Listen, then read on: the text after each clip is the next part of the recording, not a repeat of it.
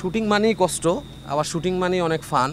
So শুটিংয়ে সবাই কষ্ট করে, কিন্তু টেকনিক্যাল ক্রুরা অনেক বেশি কষ্ট করে হচ্ছে ইন এ সেন্স তারা ফিজিক্যাল কষ্টটা তাদের হয়। বাট ধরেন ফার্স্ট অ্যাসিস্ট্যান্ট ডিরেক্টর, সিনেমাটোগ্রাফার আর ডিরেক্টর যেহেতু হচ্ছে captain of the ship, so সব কিছু তারও মাথায় রাখতে হয়।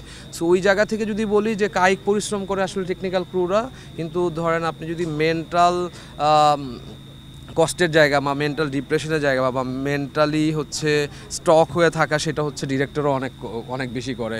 ইভেন আর্ট ডিরেক্টর, প্রডিউসার, সব জায়গা থেকে, সব ডিপার্টমেন্ট থেকে সবারই অনেক পরিশ্রম করতে হয়।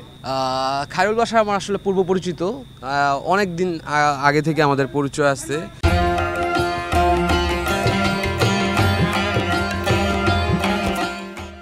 সো ওই জায়গা থেকে আমি ওকে চাইছি যে সবাই ওকে যেরকম দেখে ম্যাক্সিমাম বিরহ টাইপের, সেই জায়গা থেকে আমি ওকে ভাঙতে চাইছি। আমি ওকে একটা নতুন, আমি ওকে নতুন একটা লুক দিচ্ছি। আমি ওকে নিজে নিয়ে গিয়ে, আমি যেখান থেকে হেয়ার স্টাইল করি সেখানে আমি গিয়ে ওই হেয়ার স্টাইল দিয়ে ওর হচ্ছে আমি হেয়ার স্টাইল করে নিচ্ছি। সো আপনি অলরেডি দেখছেন যে তার একটা নতুন লুক হয়েছে।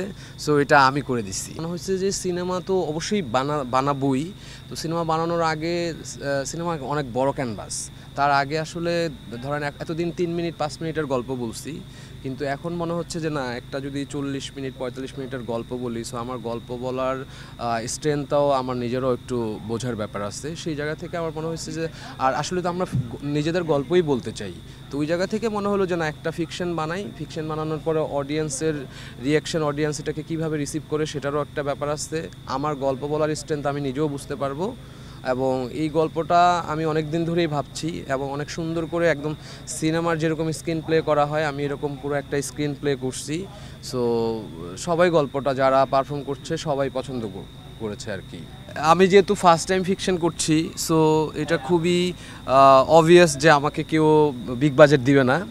আমাকে নর্মাল নাটকে যেরকম বাজেট থাকে, তো তার থেকেও আমি অনেক কম পাচ্ছি। কিন্তু আমার মনে হয় যে বাজেট তো খুবই ইম্পর্ট্যান্ট একটা ফ্যাক্ট, বাজেট থাকলে অনেক কিছু করা যায়, বাট বাজেটই সব না আসলে। It's all about your plan and হচ্ছে আপনার execution and the way of story telling actually.